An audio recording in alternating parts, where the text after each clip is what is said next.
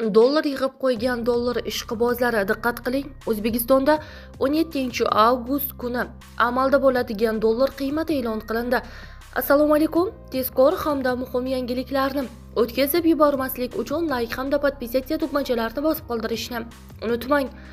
O'zbekiston Respublikasi Markaziy banki xorijiy valyutalarning o'zbek so'miga nisbatan 17-avgust kuni amalda bo'ladigan qiymatini belgiladi. Unga ko'ra, Rossiya rubli 7 so'mga oshdi va 141,83 so'mni tashkil qildi.